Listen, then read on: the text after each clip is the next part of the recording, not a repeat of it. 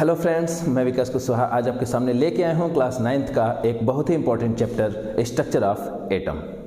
दोस्तों ये चैप्टर जो है केमिस्ट्री का बिल्कुल हम कह सकते हैं शुरुआत बेसिक है, क्योंकि यहाँ पे हम बात करेंगे एटम के बारे में कि एटम के अंदर के जो इंटर पार्टिकल्स हैं, ठीक है, या हम कह सकते हैं सब एटॉमिक पार्टिकल्स जैसे प्रोटॉन, न्यूट्रॉन और इलेक्ट्रॉन, आखिर इनकी उत्पत्ति, इनका स्टार्टिंग कैसे हुआ, इनके बारे में, और साथ ही साथ किसी भी एटम्स, किसी भी अगर हम कह सकते हैं एलिमेंट, उनके पूरे एटॉमिक स्ट्रक्चर, इन सब के बारे में हम डिस्कस करेंगे इस चैप्टर में। तो आइए स्टार्ट करते हैं। सबसे पहले डाल्टन से शुरू करते हैं, ठीक है दोस्तों।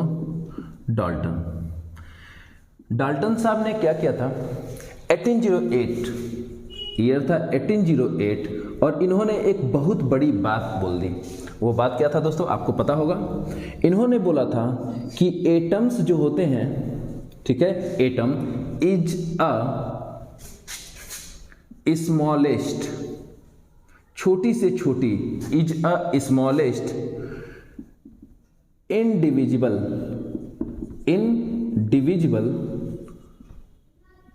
पार्टिकल्स या पार्टिकल ऑफ मैटर। हाँ जी, इनका ये कहना था कि किसी भी मैटर का जो सबसे छोटा से छोटा, यानी इतना छोटा कि उसे हम फिर से डिवाइड ना कर सकें, इनडिविजिबल, ये पार्टिकल कौन है? वो है एटम। ये इन्होंने कहा था, ठीक है। बाद में अपनी इस बात को प्रूव करने के लिए उन्होंने एक थ्योरी का सिद्धांत लिया, जिसे हम लोग क्या बोलते हैं? हम बोलते हैं डाल्टन्स एटॉमिक थ्योरी।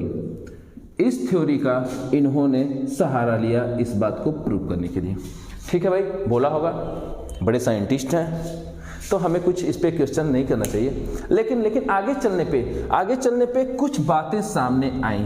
आइए देखते हैं। दो तरह के एग्जाम्पल हैं।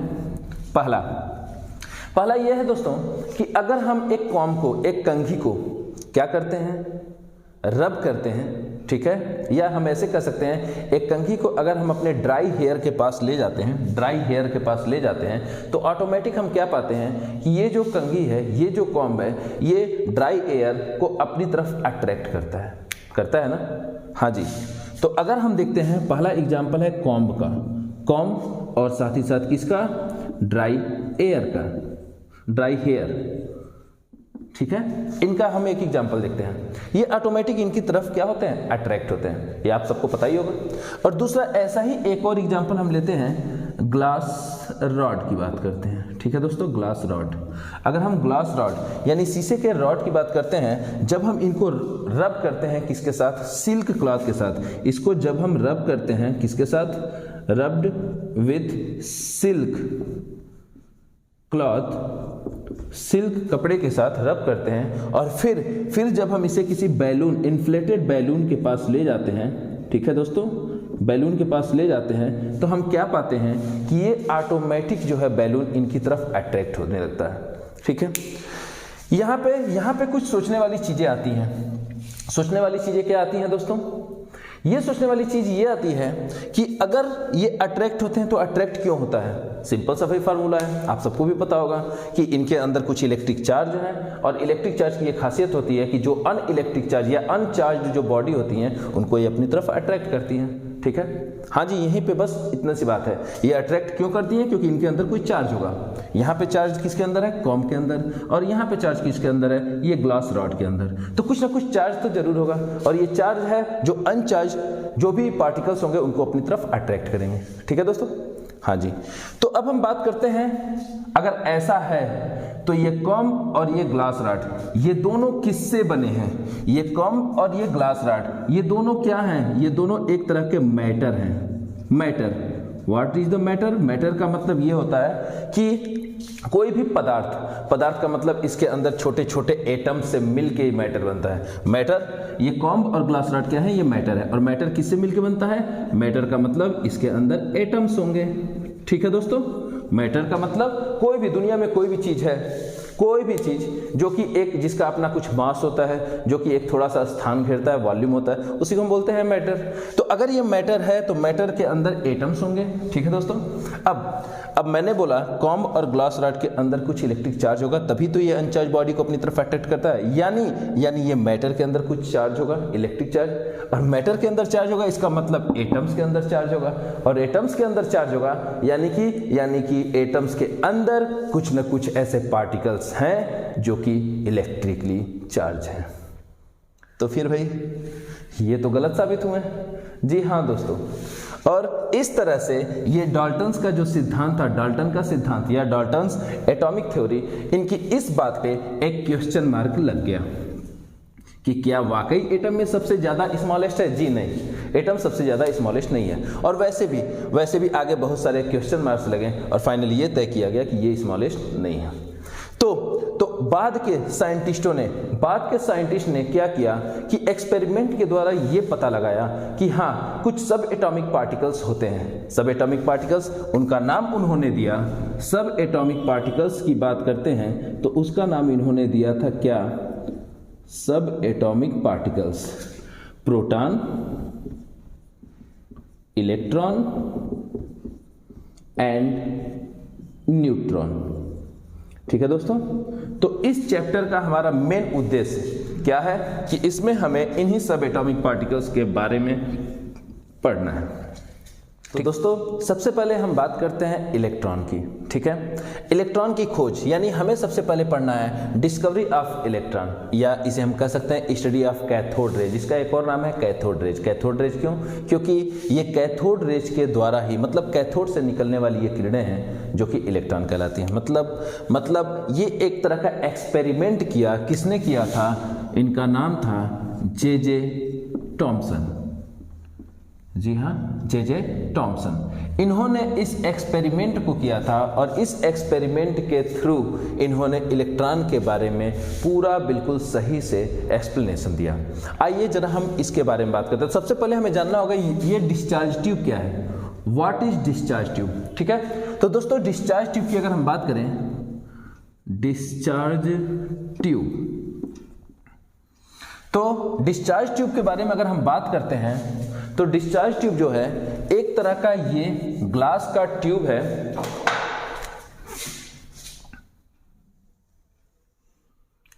ये ग्लास का एक सिलिंड्रिकल ट्यूब है जो कि दोनों सिरों पे, दोनों एंड्स पे पूरी तरह से क्लोज्ड है। ठीक है, ये दोनों सिरों पे क्या है? पूरी तरह से क्लोज्ड है, यानी कि दोनों सिरों पे पूरी तरह से क्या है? ये बंद है। ठीक है दोस्तों, अब यहां पे एक साइड में क्या है? एक पाइप है जो कि वैक्यूम पंप से ये लगा हुआ है।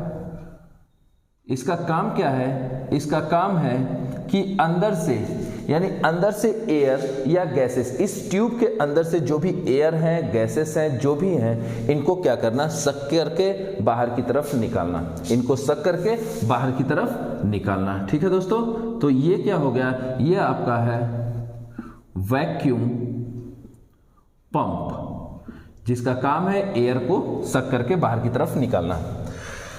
दोस्तों ये जो ग्लास ट्यूब है इसमें सर्कुलर दो प्लेटें हैं, सर्कुलर प्लेट लगी हैं। अब चूंकि ये सर्कुलर हैं तो सर्कुलर, लेकिन हम साइड से देख रहे हैं। साइड्स का मतलब अगर हम 2 डायमेंशनल इसका डायग्राम देखते हैं तो ये साइड से हमें एक लाइन के रूप में दिखाई देती हैं। रियल में ये कैसी है? रियल में ये ऐसे सर्कुलर है, लेकिन चूंकि हम 2 डायमेंशनल देख रहे हैं तो इसी वजह से ये एक क्या है? लाइन के रूप में हमें दिखाई दे रही है। फिर इसी तरह से यहाँ भी हम देखते हैं तो यहाँ भी क्या है? एक सर्कुलर प्लेट इस एंड्स के पास भी है, इसे भी हम बोलते हैं कि ये दूसरा सर्कुलर प्लेट है। ठीक है दोस्तों, ये जो सर्कुलर प्लेट हैं, ये इन्हें हम इलेक्ट्रोड के, ये मेटल सर्कुलर प्लेट्स है, यानी मेटल के बने हुए हैं, और इनको हम कौन सा नाम देते हैं? इन्हीं को हम बोलते हैं इलेक्ट्रोड। ये क्या है दोस्तों? ये है इलेक्ट्रोड। ये जो इलेक्ट्रोड है, एक का नाम सपोज करो ए है, दूसरा बी है। ये कनेक्ट है बाहर किनके द्वारा? इंडक्शन कॉइल, यानी एक हाई वोल्टेज के बैटरी के द्वारा इनको कनेक्ट किया गया है। ठीक है दोस्तों, ये एक बैटरी हम ले सकते हैं, कितना 10,000 वोल्ट। इसके एक टर्मिनल प्लस टर्मिनल को हम यहाँ प्लस और ये माइनस टर्मिनल को माइनस, इस तरह से हम दोनों तरफ ऐड कर देते हैं, ज्वाइन कर देते हैं। ठीक है दोस्तों, अब अगर ज्वाइन करते हैं तो माइनस से जो टर्मिनल होता है इसे हम क्या बोलते हैं, दैट इज द कैथोड, और जो प्लस टर्मिनल वाला होता है इसे हम नाम देते हैं एनोड। ठीक है दोस्तों, इसी को बोलते हैं डिस्चार्ज ट्यूब। डिस्चार्ज ट्यूब के बारे में इतना ही है। अब सर जे टॉमसन ने इस पे क्या एक्सपेरिमेंट किया, आइए जरा हम एक्सपेरिमेंट को डिस्कस करते हैं। ठीक है, एक्सपेरिमेंट में सबसे पहले ये 4 स्टेप में है। कितने स्टेप में है दोस्तों, 4 स्टेप में। ठीक है, तो हम फर्स्ट यहां से स्टार्ट करते हैं। पहला स्टेप, फर्स्ट स्टेप ये है कि सबसे पहले इन्होंने क्या किया कि इसी तरह से मतलब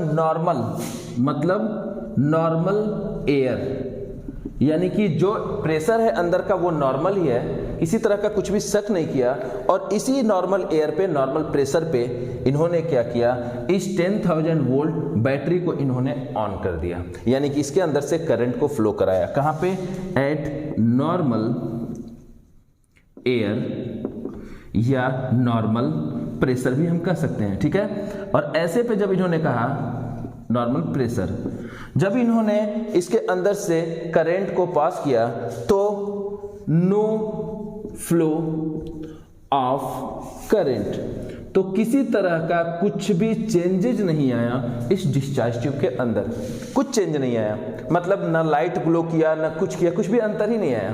क्यों नहीं आया, आपको पता होना चाहिए ना। कारण एक जो एयर है अपने नॉर्मल कंडीशन पे, एटमॉस्फेरिक प्रेशर पे क्या है, ये इलेक्ट्रिसिटी का पूरी तरह से इंसुलेटर है, यानी बैड कंडक्टर है, यानी वो अपने अंदर से इलेक्ट्रिसिटी को पास ही नहीं कर सकता। फिर यहां से ग्लो कैसे करेगा, फिर इसके अंदर शाइनिंग, चमक या कुछ भी कैसे होगी। So this is the main reason behind this, क्या कि ये एयर जो है ये इंसुलेटर है, किसका, करंट का। क्लियर, कोई दिक्कत नहीं। सेकेंड स्टेप पे बढ़ते हैं, अगला। इसके बाद इन्होंने क्या किया कि इस वैक्यूम पंप के थ्रू एयर को अंदर से सक करना शुरू किया और एयर को सक करके बाहर की तरफ निकालना शुरू कर दिया, यानी अंदर के प्रेशर को कम करना शुरू कर दिए। अब की बारी ये लो प्रेशर करने लगे, प्रेशर को लो करने लगे, और कहां तक लेते गए, टिल ये लगभग लेते गए 1 mmHg। प्रेशर को टिल कहां तक लो किए, 1 mmHg। 1 mmHg का मतलब ये मरकरी के हाइट के हिसाब से प्रेशर को मापा जाता है। ठीक है दोस्तों, तो 1 mmHg तक क्यों नापा जाता है, ठीक है, ये आपको पता होना चाहिए। मरकरी क्यों लिया जाता है, क्योंकि मरकरी जो है ये ग्लास के साथ चिपकने वाला नहीं, स्टिक नहीं करेगा, वाटर लेंगे तो वो स्टिक होगा, जिसकी वजह से ये सही हमें वो मतलब जो हम कह सकते हैं सही वैल्यू ये नहीं दे पाएगा। इसी वजह से हम क्या करते हैं, मरकरी को यूज करते हैं। ठीक है ना दोस्तों, और भी बहुत सारी चीजें हैं, इसका मेल्टिंग पॉइंट, इसका इवेपोरेटिंग टेम्परेचर, ये सब कुछ है जिसके वजह से हम हमेशा मरकरी का सहारा लेते हैं। ठीक है, तो 1 mmHg यहां तक हम प्रेशर को क्या करते हैं, और भी ज्यादा लो करते हैं, सक करते हैं। और ऐसे सिचुएशन में जब इन्होंने दोबारा देखा तो अब की बार क्या हुआ, जब यहां तक प्रेशर पहुंचा, ऐसे में ऑटोमेटिक करंट पास हो ही रहा था, ऐसे में ऑटोमेटिक इसके अंदर से ग्लो करना शुरू कर दिया। क्या किया, ग्लो करने लगा। अब यहां पे जैसे ही प्रेशर लो हुआ, कहां तक पहुंचा, 1 mmHg तक, तो ऑटोमेटिक ये क्या किया, ये ग्लो करने लगा। ग्लो का मतलब ये चमकने लगा। ठीक है, और किस कलर में ग्लो किया, ये था आपका रेड मैग्नेटा, इस कलर में ग्लो करने लगा। ठीक है दोस्तों, अब इसके बाद अगर हम कहें, एक साइंटिस्ट थे, उनके बारे में थोड़ा सा यहां पे हम डिस्कस कर लें, नाम था क्रुक्स। इन्होंने क्या किया था, इन्होंने एयर की जगह पे इसमें कहा था कि हम कुछ अदर गैसेस भरे, तो और इन्होंने कुछ और भी गैसेस को भरा, और इनका कंक्लूजन क्या निकला कि जब हम अलग अलग गैसेस को यूज करेंगे, डिफरेंट गैसेस को यूज करेंगे ना, तो जो इसकी वजह से ग्लो का कलर आएगा, वो कलर भी क्या होगा, वो कलर भी डिफरेंट होगा, वो कलर भी अलग अलग होगा। सही बात है, एयर है तो रेड मैग्नेट आया।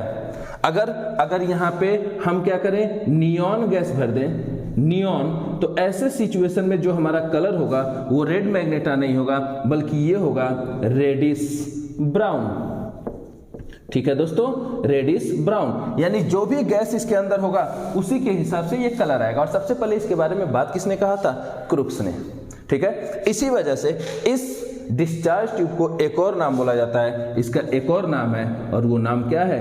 Crooks tube. इसके नाम से भी इस डिस्चार्ज ट्यूब को जाना जाता है। ठीक है दोस्तों, ये आपको ध्यान में रखना होगा। ठीक, तो इस तरह से यहाँ पे रेड मैग्नेटा कलर एक तरह का ग्लो आना चालू हो गया, यानी कि हाँ इसके अंदर से करंट पास हुआ और एक तरह की लाइट आनी चालू हो गई। ठीक है, ये 2 स्टेप हुआ। थर्ड स्टेप में इन्होंने क्या किया? आइए, इसको, ये हो चुका, इसे मैं हटाता हूं। थर्ड स्टेप में इन्होंने क्या किया कि नेक्स्ट अब की बार इन्होंने इतने पे ही नहीं रखा, प्रेशर को कंटिन्यू सक करते रहे, प्रेशर को कंटिन्यू इस वैक्यूम पंप के द्वारा बाहर की तरफ रिलीज करते रहे। ठीक है, और फिर से लो प्रेशर अपना कंटिन्यू ये रखने लगे, कंटिन्यू, यानी प्रेशर कम होना कंटिन्यू रहता रहा। और जैसे ही प्रेशर कम होने लगा, ठीक है ना, कुछ प्रेशर कम होने के बाद कंटिन्यूअसली तो कुछ प्रेशर कम होने के बाद उन्होंने ये पाया कि ये जो, यानी कि अभी भी प्रेशर लगातार लो होता जा रहा है, और प्रेशर लो होते होते एक समय आता है कि जो ये ग्लो कर रहा था ना, उसके बीच में क्या होता है? इंटरप्टेड, यानी कि बीच में काटती हुई काले काले कलर की, काले काले, यानी कि जैसे ही लो प्रेशर और करते जा रहे हैं तो एक समय आ रहा है कि इसके अंदर से हम कह सकते हैं कि डार्क बैंड, यानी बिल्कुल अंधेरा वाला पट्टी आनी चालू हो गई। ठीक है, वो कैसी है? इंटरप्टेड, यानी कि इस ग्लो को ये रुकावट, यानी ग्लो के बीच में ये रुकावट डाल रही है, ग्लो के बीच में रुकावट डाल रही है। और ये क्या है? ये परपेंडिकुलर है। ये अगर ग्लो की दिशा इधर से इधर है, ठीक है, इधर से इधर है, तो ये इनके ऊपर परपेंडिकुलर डायरेक्शन में इस तरह से क्या हो गए? काले काले काले काले बैंड आने चालू हो गए थे। ठीक है, ऐसे आप कह सकते हो, इसको कलर कर लो, ऐसे क्या हो गए? काले काले कलर के, यानी डार्क बैंड आने चालू हो गए, जो कि इंटरप्टिंग का काम करने लगे, रुकावट का काम करने लगे, ऐसे पट्टी नुमा आकृति आनी चालू हो गई। ठीक है दोस्तों, अभी भी ये रुके नहीं, ये डार्क बैंड आने चालू हो गए थे, इंटरप्टेड, ये इंटरप्ट कर रहे थे, इंटरप्टेड। ठीक है, जो कि 90 डिग्री पे परपेंडिकुलर थे। ठीक, इतने पे ही नहीं इन्होंने बस किया, ये कंटिन्यू प्रेशर कम करते जा रहे हैं। मैंने बोला ये कंटिन्यूअसली, कंटिन्यू जब प्रेशर कम करते गए तो एक समय आया कि ये जो थोड़ा थोड़ा करके था, ये पूरी तरह से क्या हो गया? ये पूरी तरह से ब्लैक, यानी पूरी तरह से डार्क हो गया। कब? जब लो प्रेशर इतना ज्यादा हो गया, टिल जब ये पहुंचता है कितना? 0.001 mm ऑफ Hg। जब यहां तक पहुंच जाता है दोस्तों, तो ऐसे सिचुएशन में ये जो डार्क बैंड बना था, थोड़ा थोड़ा करके था, ये कंप्लीटली जो है, हम कहेंगे कंप्लीटली, ये पूरी तरह से क्या हो जाता है? डार्क हो जाता है, यानी अंधेरा हो जाता है। यानी ये जो हम कह सकते हैं, ये जो मेरा ग्लास का ये ट्यूब था, ये पूरी तरह से अंधकार में हो जाता है। ठीक है, बस इतने पे ही इनका निष्कर्ष रुक गया। क्यों? क्योंकि ये अंधेरा था। अचानक उन्होंने ये पाया कि ये जो कैथोड है, इसके ठीक अगेंस्ट में, इसके ठीक अगेंस्ट वाले इस वॉल पे, ये देखिए ये वॉल, अगेंस्ट वाले इस ट्यूब के वॉल पे इन्हें कुछ लाइट, कुछ हल्की हल्की रोशनी, कुछ हल्की हल्की चमक दिखाई दी, जिन्हें हम फ्लोरोसेंस बोलते हैं। फ्लोरोसेंस का मतलब शाइनिंग, चमक, जो भी कह सकते हैं। इस दीवार पे इन्हें महसूस हुआ। फ्लोरोसेंस वही है जिसकी वजह से, जैसे हम टीवी देखते हैं, टीवी पे जो भी लाइट पड़ता है, जो स्क्रीन पे आता है, दैट इज द फ्लोरोसेंस। तो ये इन्होंने फ्लोरोसेंस पाया, जिसका कलर कौन सा था? इनका कलर था ग्रेनिश येलो। केमिस्ट्री में दोस्तों नाम भी पूरा येलो नहीं होगा, पूरा ग्रीन नहीं होगा, ग्रीनिश येलो होगा। ठीक है, यहाँ पे मैग्नेटा रेड मैग्नेटा होगा। ठीक है ना, मैग्नेटा रेड, जो भी कह लो। तो इस तरह से इन्होंने ये पाया कि ये कैथोड के अगेंस्ट वाले जो वॉल था, इस पे क्या था? ग्रीनिश येलो कलर का एक तरह का फ्लोरोसेंस इन्होंने पाया, फ्लोरोसेंस। और तब इन्होंने एक निष्कर्ष निकाला। इन्होंने सोचा, क्या सोचा? कि ये कंप्लीटली डार्क था, लेकिन अगेंस्ट में क्या था? एक ग्रीनिश येलो कलर का फ्लोरोसेंस वहां पे मिला, और तब इन्होंने निष्कर्ष निकाला कि इसके अगेंस्ट मिला है, तो ये 100% कहां से आया होगा, ये आया होगा इसी कैथोड से आया होगा। ठीक है दोस्तों, लेकिन अगर कैथोड से आया है तो इसके रास्ते में तो ये सर्कुलर मेटल प्लेट है, ये ऐसे सर्कुलर मेटल प्लेट है ना। तो अगर सर्कुलर मेटल प्लेट है तो फिर ये पीछे यहाँ पे कैसे आया, तो दोस्तों यहाँ पे ये निष्कर्ष निकला क्या कि ये इस मेटल प्लेट को पेनिट्रेट करता है, इसकी भेदन क्षमता ज्यादा होती है, यानी इसको आर पार करता हुआ यहाँ तक जाता है। ठीक है, और इसी को इन्होंने नाम दिया, क्या नाम दिया दोस्तों, that is the cathode rays, और इसी को इन्होंने नाम दिया, फाइनली इसी को नाम दिया कैथोड रेज। क्लियर है, जिसे हम लोग इलेक्ट्रॉन के नाम से जानते हैं। उम्मीद है दोस्तों इतनी बात आपको समझ में आई। ठीक है दोस्तों, अब हम बात करेंगे प्रॉपर्टीज की कि ये इलेक्ट्रॉन की प्रॉपर्टीज क्या है, यानी कैथोड रेज की प्रॉपर्टीज के बारे में। हालांकि मैंने फिगर ऑलरेडी बना लिया ताकि हम लोग किसी भी तरह के टाइम को कम से कम वेस्ट जाने दें। ठीक है दोस्तों, बस एक छोटा सा उसमें थोड़ी सी मिस्टेक हो गई थी। वो क्या था कि जब हम नियॉन गैस को यूज करते हैं दोस्तों, तो उसमें मैंने लिखा था रेडिश ब्राउन लिखा था, वो रेडिश ब्राउन नहीं होगा बल्कि रेडिश ऑरेंज होगा। बस इतना सा एक माइनर मिस्टेक था, ये करेक्ट कर लेते हैं। अब आगे देखते हैं। पहला जो पॉइंट है वो ये कहता है प्रॉपर्टीज में, ये सब प्रॉपर्टीज हैं। ठीक है, प्रॉपर्टीज में पहला जो कि बहुत इंपॉर्टेंट है, ये कहता है कि cathode rays travel in the straight line.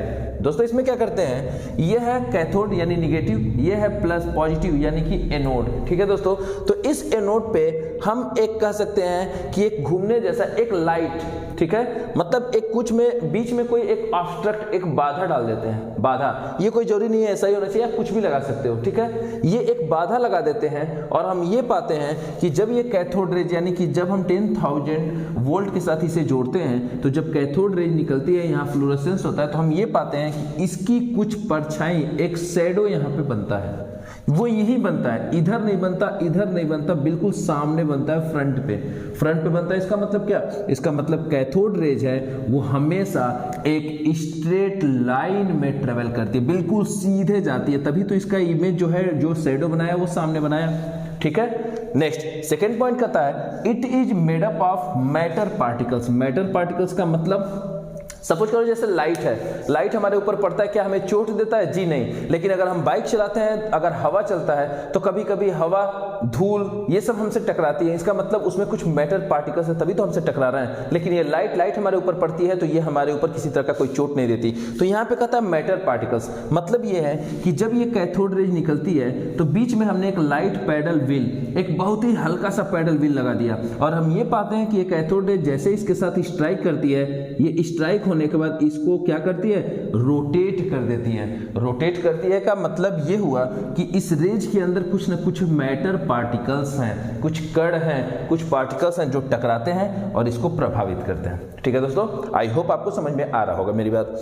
Third कहता है it carry negative charge, most important, it carry negative charge. इसमें हम क्या करते हैं, ये आपका है कैथोड, ये एनोड, एनोड को हमने पहले ही लगा दिया क्योंकि हमें एक अलग से एक और कैथोड एनोड एक और बैटरी के साथ जोड़ना था, तो एनोड हमने यहाँ पे लगा लिया, ये कैथोड ये एनोड। ठीक, जब हम 10,000 वोल्ट के साथ जोड़ते हैं तो कैथोड रेज जाता है और सिर्फ एक रेज को हम जाने देते हैं, सिर्फ एक रेज। इस एनोड के पास हम एक और चीज लगा देते हैं जिसकी वजह से ये सिर्फ एक ही रेज जाए, ताकि हमारा जो प्रयोग हो वो यहाँ पे हमको दिखाई दे। ठीक है दोस्तों, यहाँ पे एक हम हल्के वोल्टेज का 10 वोल्ट का एक और बैटरी से कनेक्ट करते हैं, ये हुआ प्लस यानी एनोड और इसका ये हुआ माइनस यानी कैथोड। हम ये पाते हैं दोस्तों कि ये जो कैथोड रेज यानी इसकी किसी एक रे को हम फॉलो करते हैं और ये पाते हैं कि ये रेज जो सीधी जा रही थी, ये जैसे ही ये बैटरी ऑन करते हैं, ये तुरंत जो है पॉजिटिव की तरफ मुड़ जाती है। कहां की तरफ, प्लस की तरफ मुड़ती है, और प्लस की तरफ मुड़ती है, इसका मतलब क्या हुआ, ये जरूर कोई निगेटिव रेज है, तभी तो ये प्लस की तरफ अट्रैक्ट होती है। वैसे भी हम देख रहे हैं कैथोड निगेटिव होता है, लेकिन फिर भी ये प्लस को जाती है, प्लस को जाती है, इसका मतलब ये पूरी तरह से निगेटिवली चार्ज है, निगेटिव चार्ज है, तभी इसे जो प्लस है, क्योंकि आपने पढ़ा होगा चार्ज जो होते हैं हमेशा सेम चार्ज आपस में हमेशा एक दूसरे को रिपेल करते हैं, और जो अपोजिट चार्ज होते हैं वो आपस में एक दूसरे को अट्रैक्ट करते हैं। तो ये इसको अट्रैक्ट करता है, ये प्लस वाला अट्रैक्ट करता है, यानी कि 100% 10% ये कौन सा होगा, ये माइनस होगा। ठीक है, फोर्थ पॉइंट है दोस्तों कि ये कैथोड रेज हैं, कैथोड रेज ये हीटिंग इफेक्ट भी जनरेट करते हैं, ये प्रोड्यूस करते हैं, प्रोड्यूस हीटिंग इफेक्ट, ये भी एक इंपॉर्टेंट इसकी प्रॉपर्टी है। हीटिंग इफेक्ट का मतलब जब ये किसी मेटल के, जब ये किसी मेटल के फॉयल का मतलब उसका पतला सा एक हम कह सकते हैं लेयर, जब इसके साथ काफी देर तक स्ट्राइक करते हैं ना, तो इसको ये क्या कर देते हैं, इस फॉयल को ये हॉट कर देते हैं, गर्म कर देते हैं। इसका मतलब कैथोड रे जो है वो हीटिंग इफेक्ट भी प्रोड्यूस करते हैं। और फिफ्थ जो पॉइंट है दोस्तों, ये कहता है कि जब जब ये कैथोड रेज स्ट्राइक करते हैं, टकराते हैं, किसके ऊपर स्ट्राइक, हार्ड मेटल्स, कठोर मेटल के साथ, जैसे कि सच एज हम कह सकते हैं मॉलिब्डेनम कह सकते हैं, ठीक है, टंगस्टन कह सकते हैं, टंगस्टन,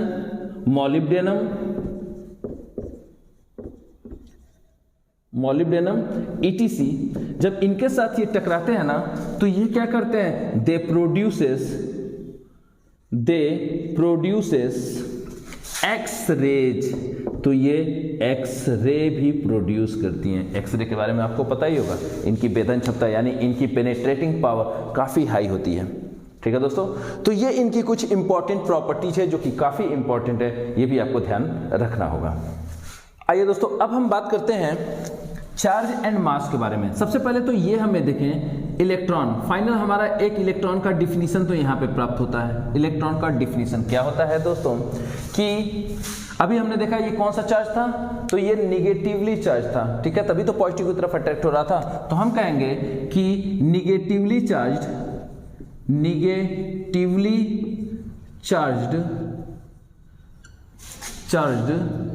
कैथोड रेज यानी वो कैथोड रेज जो कि पूरी तरह से क्या है, निगेटिवली चार्ज्ड है, यानी कि निगेटिवली चार्ज कैथोड रेज विच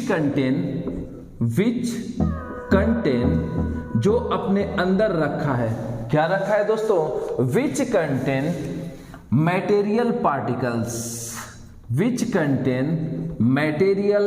पार्टिकल्स, या हम ये भी कह सकते हैं कंटेन की जगह पे विच कंस्टिट्यूटिंग, जो किससे मिलके बना है, विच कंस्टिट्यूटिंग, जो कि मैटेरियल पार्टिकल्स से मिलके बना है, ऐसा निगेटिवली चार्ज कैथोड रेज, इसी को बोलते हैं नोन एज, यानी negatively charge cathode rays which constituting material particles known as electron, इसे ही दोस्तों हम बोलते हैं इलेक्ट्रॉन।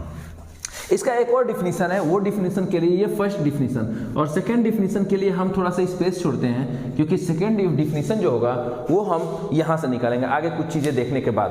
तो आगे जो चीजें हैं वो फर्स्ट हेडिंग है क्या, charge and mass of electron, इस इलेक्ट्रॉन का चार्ज और मास कितना होगा। दोस्तों एक्सपेरिमेंट के द्वारा ये पाया गया कि जो चार्ज है वो चार्ज होता है इलेक्ट्रॉन के अंदर, वो होता है 1.60 इंटू 10⁻⁻19 कूलम्ब, ठीक है दोस्तों। और जो इसका मास पाया गया वो मास होता है 9.1 इंटू 10⁻⁻31 किलोग्राम।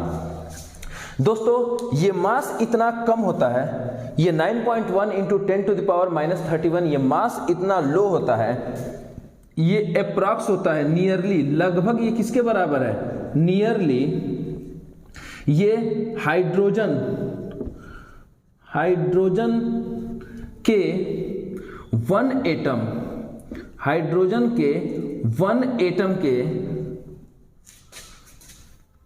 एटम के मास के 1/1840वां पार्ट होता है, ऐसे आप कह सकते हो।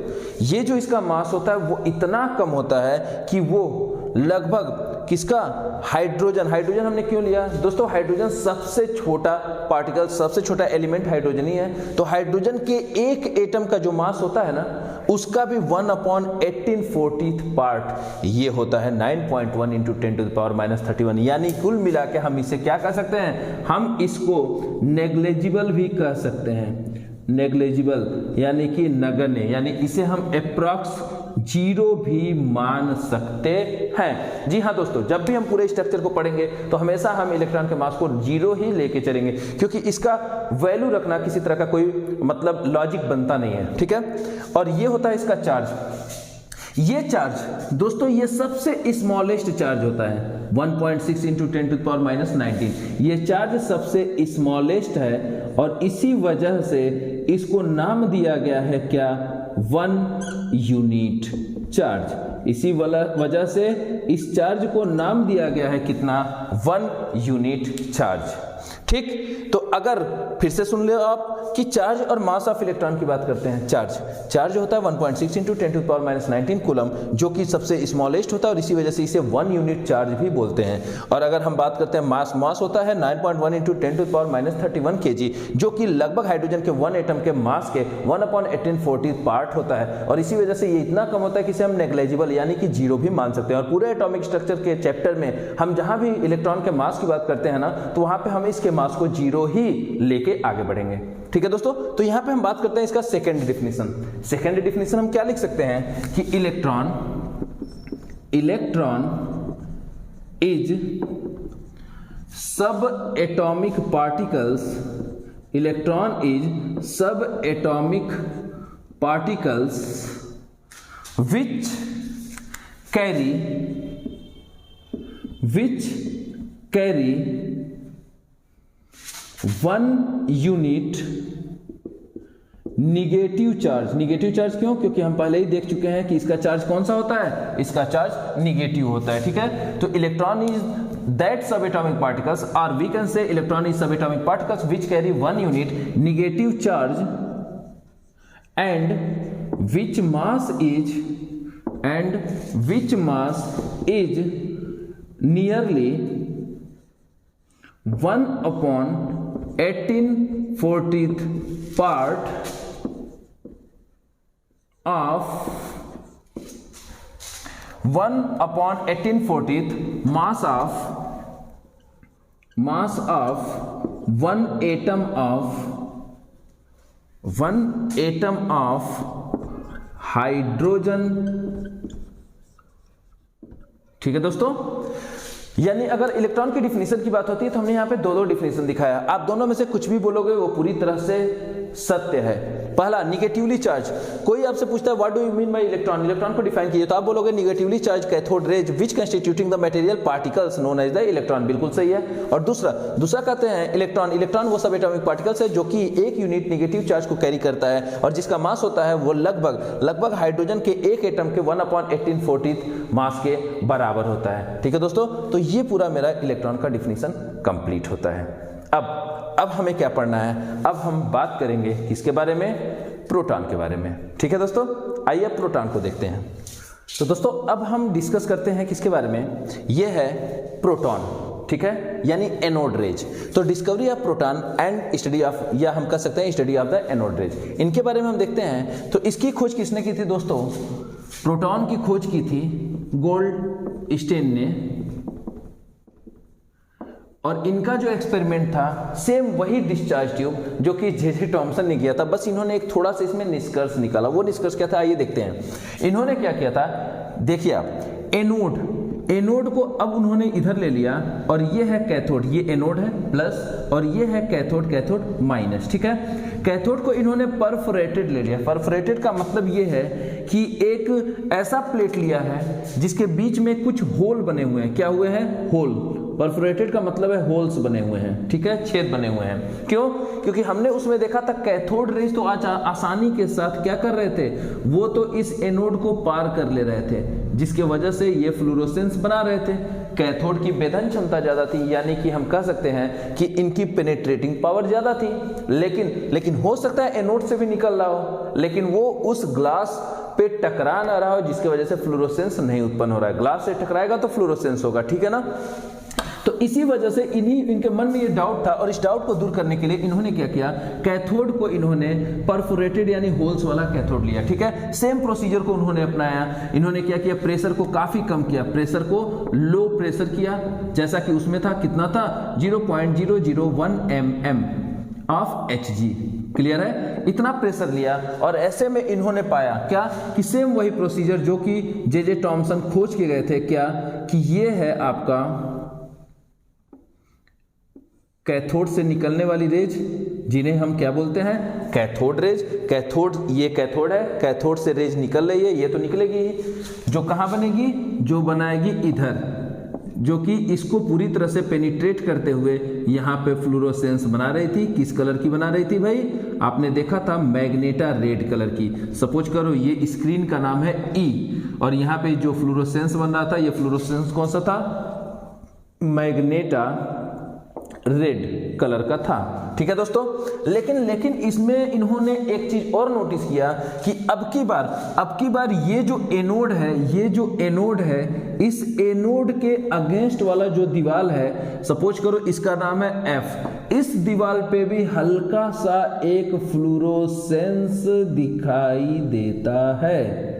दोस्तों ये पिछली बार जे टॉमसन क्यों नहीं देख पाए थे, क्योंकि उन्होंने किसी भी तरह के परफोरेटेड कैथोड को नहीं लिया था, यानी कि होल वाले कैथोड को नहीं लिया था। यानी एनोड रेज निकल रही थी लेकिन इस कैथोड से टकरा जा रही थी, और इसी वजह से इस ग्लास पे जाके ये फ्लोरोसेंस उत्पन्न नहीं कर रही थी। लेकिन अब की बार इस नतीजे से क्या निकला कि यहाँ ये जो एनोड है, इस एनोड से भी कुछ रेज निकल रही हैं, जो रेज क्या कर रही हैं, ये इस होल से होती हुई, इस होल यानी इन परफोरेटेड कैथोड से होती हुई ये एनोड रेज जो हैं, ये सामने वाली अपोजिट स्क्रीन पे जाके और क्या कर रही हैं, यहाँ पे एक तरह का फ्लोरोसेंस उत्पन्न कर रही हैं, जो काफी इंपॉर्टेंट है। और इसी को इन्होंने नाम दिया, ये एनोड से निकली है और इसको नाम दे दिया क्या, ये फ्लोरोसेंस उत्पन्न होता है, ठीक है दोस्तों।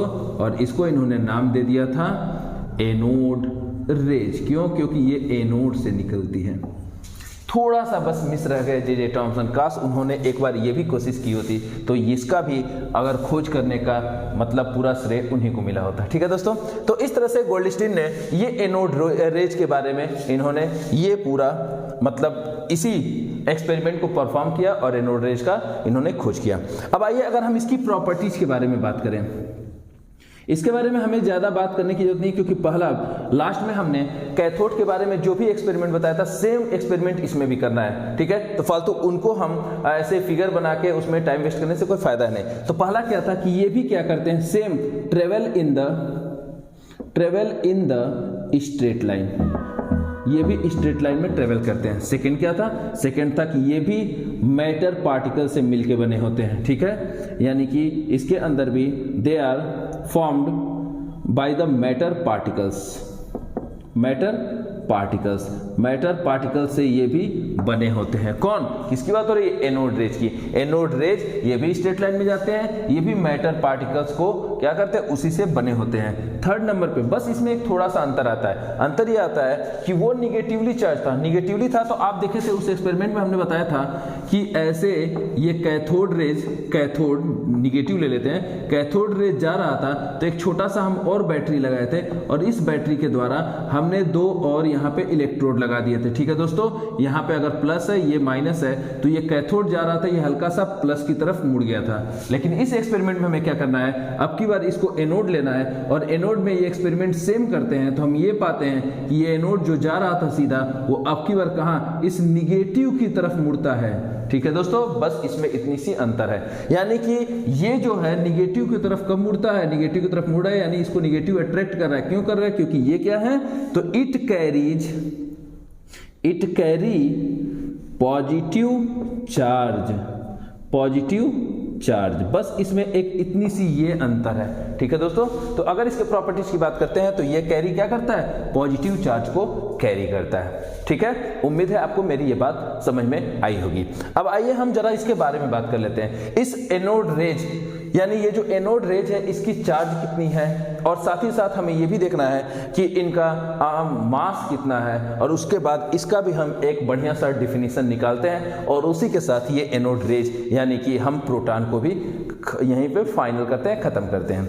तो देखिए अगर हम इसकी चार्ज की बात करते हैं दोस्तों, तो इसका जो चार्ज होता है वो सेम होता है 1.6 इंटू 10⁻⁻19 कूलम, जो कि सेम इलेक्ट्रॉन का था, ठीक है। अंतर क्या है, अंतर इलेक्ट्रॉन में था, वो निगेटिवली चार्ज था, ये पॉजिटिवली चार्ज है। तो लिख लो आप पॉजिटिवली चार्ज, और इसको हमने क्या बोला था, ये स्मॉलेस्ट चार्ज है, और इसीलिए इसको नाम दिया गया था 1 यूनिट चार्ज। आपको याद होगा मैंने लिखा था, तो 1 यूनिट चार्ज, और वो भी कौन सा चार्ज, ये क्या है, ये पॉजिटिव चार्ज है, ये पॉजिटिव चार्ज है, यानी 1 यूनिट पॉजिटिव चार्ज हम कह सकते हैं। अगर इसका हम मास कहते हैं तो इसकी जो मास होगी दोस्तों वो कितनी होगी, इसकी जो मास होगी वो होगी 1.67 इंटू 10⁻⁻27 किलोग्राम, ठीक है दोस्तों। ये ध्यान से देखना, उसमें था 9.1 इंटू 10⁻⁻31 था, जो कि हाइड्रोजन के एक एटम के 1/18 पार्ट के बराबर था, लेकिन इसमें ऐसा नहीं है। ये कितना है 1.67 इंटू 10⁻⁻27, जो कि किसके बराबर है, लगभग ये इक्वल है किसके, नियरली 1 एटम ऑफ हाइड्रोजन। ये हाइड्रोजन के एक एटम के मास के लगभग ये बराबर है। इसी वजह से इसके मास को, प्रोटॉन के मास को हम हमेशा क्या कहते हैं, 1 AMU या 1 यूनिट भी हम कह सकते हैं, ठीक है दोस्तों। तो कभी भी कोई आपसे पूछता है कि प्रोटॉन का चार्ज और प्रोटॉन का मास कितना होता है, तो आप कहोगे चार्ज होता है +1, और इसका जो मास होता है वो भी कितना होता है, 1 होता है, ठीक है। एक एटम का मास 1 होता है, जबकि वही अगर हम इलेक्ट्रॉन की बात करते थे उसे हमने बताया था नेग्लिजिबल होता है। नेग्लिजिबल का मतलब आपको पता ही है, 0 के बराबर, ठीक है। तो अब इसके डिफिनीशन का बात आता है। अगर हम इसकी डिफिनीशन करते हैं तो प्रोटॉन का डिफिनीशन हम ये देंगे दोस्तों, प्रोटॉन इट इज प्रोटॉन लिख लो, ज्यादा अच्छा रहेगा। प्रोटॉन इज अ सब atomic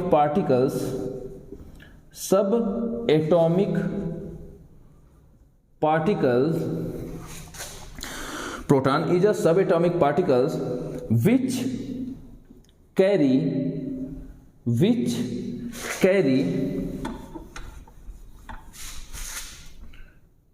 1 unit positive charge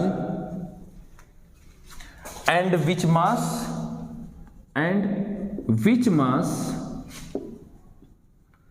is nearly equal to the 1 atom of hydrogen के एक एटम के मास के बराबर होता है। तो दोस्तों ये हो गया आपका प्रोटॉन के बारे में पूरा A to Z जानकारी, ठीक है। कैसे इसकी मतलब खोज हुई थी और इसके बारे में पूरा इसका डिफिनीशन कंप्लीट होता है, ठीक है। आइए अब जरा हम देखते हैं जे टॉमसन का, इनका जो एटॉमिक मॉडल था, इन्होंने मॉडल को दिखाया था कैसे, एक वाटरमेलन की तरह से दिखाया था। बाद में उसमें भी कुछ गलतियां हुई, उस गलतियों को सुधारा किसने, वो सुधारा था रदरफोर्ड ने, ठीक है। तो हम जरा उसके बारे में बात करते हैं, आइए। ओके दोस्तों, अब जरा हम इस टॉपिक को देखते हैं, थॉमसन ने एटम के मॉडल को कैसे प्रस्तुत किया। दोस्तों इनका ये मानना था थॉमसन का कि ये जो मॉडल है एटम, ये लगभग कैसा है, ये वाटरमेलन की तरह इन्होंने बताया। ऐसा क्यों, आगे इन्होंने खोज क्यों नहीं किया। एटम के अंदर ये तो पता चला कि डाल्टन साहब की बात झूठ हुई, गलत साबित हुई, तो उसके अंदर क्या मिला, सब एटॉमिक पार्टिकल्स मिले, प्रोटॉन मिला, इलेक्ट्रॉन मिला, बस शांत हो गए। किसी ने सोचा भी नहीं कि एक और कुछ चीज हो सकता है, न्यूट्रॉन। क्यों नहीं सोचा? थोड़ा सा सोचने वाली बात है। देखिए, प्रोटॉन की अगर हम बात करते हैं तो प्रोटॉन का अभी हमने देखा था 1p1, इसका मतलब ये मैंने लिखा प्रोटॉन का चार्ज कितना होता है, इसका चार्ज है +1 और इसका मास कितना है, ये भी था 1, तो मास ऊपर लिखते हैं और यहाँ पे इनका चार्ज हो गया, ठीक है ना। इसी तरह से अगर हम इलेक्ट्रॉन को देखते हैं तो इलेक्ट्रॉन का अगर हम बातें हैं तो इलेक्ट्रॉन को E, इसका चार्ज कितना था, इसका भी 1 था लेकिन ये माइनस था, ठीक है ना। और अगर इसकी मास की बात करते हैं तो हमने पहले ही बताया इसका मास लगभग कितना है, इसका मास जो है वो कितना था, 0 था, ठीक है ना। यानी ओवरऑल हम ये देखते हैं कि अगर प्रोटॉन के पास +1 चार्ज था और इलेक्ट्रॉन के पास -1 चार्ज था, ठीक है। तो लोगों का परिकल्पना क्या था कि अगर ये प्लस है और अगर ये माइनस है तो ये दोनों आपस में एक दूसरे को क्या कर देंगे, खत्म कर देंगे, ठीक है ना, एक दूसरे को ये न्यूट्रल कर देंगे। और आपको पता होना चाहिए कि कोई भी एटम होता है, कोई भी एटम, दुनिया का कोई भी एटम है, उसके ऊपर अगर चार्ज की बात करते हैं तो वो हमेशा 0 होता है। 0 का मतलब न्यूट्रल होता है, ठीक है। तो बस इसीलिए सारे साइंटिस्ट उनका ये मानना था कि भाई इसका +1 है, इसका -1 है, दोनों आपस में अंदर एक दूसरे को न्यूट्रल कर दिए, यानी कि बस अंदर 2 ही सब एटॉमिक पार्टिकल्स थे, एक ये था और एक ये था, ये दोनों कैंसिल कर दिए और फाइनली आ गया 0, ठीक है ना। तो बस यही बात सोच के इन्होंने वाटरमेलन का अपना सिद्धांत दिया। ये वाटरमेलन का सिद्धांत क्या था दोस्तों, तो आइए जरा हम इनके बारे में भी डिस्कस कर लेते हैं। देखिए, इनके अनुसार ये पूरा जो वाटरमेलन का पिंक वाला जो हिस्सा होता है ना, इनके अनुसार ये क्या था, ये प्रोटॉन थे। ये पूरा जो पार्ट था ये सब के सब क्या थे, ये पॉजिटिव थे, यानी कि प्रोटॉन थे। इनका ये मानना था कि ये जो पूरा हिस्सा है, पूरा जो वाटरमेलन का पार्ट है पिंक वाला, वो सब का सब क्या है, प्रोटॉन है, यानी ये पूरा प्रोटॉन है, ठीक। और इनके बीच में इलेक्ट्रॉन्स जो हैं वो इम्बेडेड हैं। इम्बेडेड वैसे ही जैसे वाटरमेलन में क्या होते हैं, बीज होते हैं, उन बीज को निकालना पड़ता है और तब जाके लोग उसको खाते हैं। तो बस उनका ये मानना था कि इसके अंदर ये क्या है, ये इम्बेडेड है। कौन इम्बेडेड है भाई, ये निगेटिव जो है इलेक्ट्रॉन इनके अंदर धंसे हुए हैं, इम्बेडेड हैं, ठीक है ना। ये इनकी परिकल्पना थी, ठीक है। यानी ये पूरा प्रोटॉन है और इसके बीच में ये इलेक्ट्रॉन ऐसे धंसे हुए हैं, इम्बेडेड हैं। दिखने से ही लग रहा है कि गलत है, आप देख लो ना, बाद में इनकी इस बात को गलत साबित किया गया। क्यों? कारण थे 2। पहला ये था कि ये जो हैं बाद में रदरफोर्ड साहब एक थे, ठीक है ना। रदरफोर्ड साहब का इनका एक स्कैटरिंग एक्सपेरिमेंट है जो हमारा अगला टॉपिक है। एक इन्होंने स्कैटरिंग एक्सपेरिमेंट किया था, ठीक है ना। उसको ये थॉमसन का जो मॉडल था इसको वेरीफाई नहीं कर पाया, इसके सामने वो टिक नहीं पाया और इसी वजह से इसको ये वेरीफाई नहीं कर पाया, इसको एक्सप्लेन नहीं कर पाया, इनको ये नॉट एक्सप्लेन्ड, किसी भी तरह का ये एक्सप्लेनेशन नहीं दे पाए थे। कौन? ये मॉडल, और इसी वजह से ये गलत साबित हुआ। और सेकंड हम बात करते हैं, सेकंड आप भी देख सकते हो, केमिकल रिएक्शन।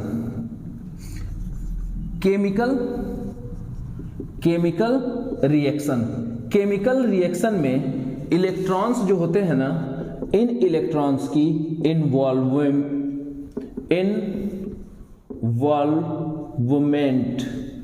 यानी ये इन्वॉल्व होते हैं इलेक्ट्रॉन। आप ही बताओ, जब इलेक्ट्रॉन बीच में होंगे तो केमिकल रिएक्शन में भाग कैसे लेंगे? पार्टिसिपेट करना है। अगर किसी केमिकल रिएक्शन में किसी भी एटम को पार्टिसिपेट करना है तो उनके इलेक्ट्रॉन कब कहां होने चाहिए? वो बॉर्डर पे होने चाहिए, बाहर होने चाहिए, तभी तो वो आसानी से केमिकल रिएक्शन में भाग लेंगे, पार्टिसिपेट करेंगे। जब ये खुद ही अंदर होंगे तो ये केमिकल रिएक्शन में पार्टिसिपेट कैसे कर सकते हैं?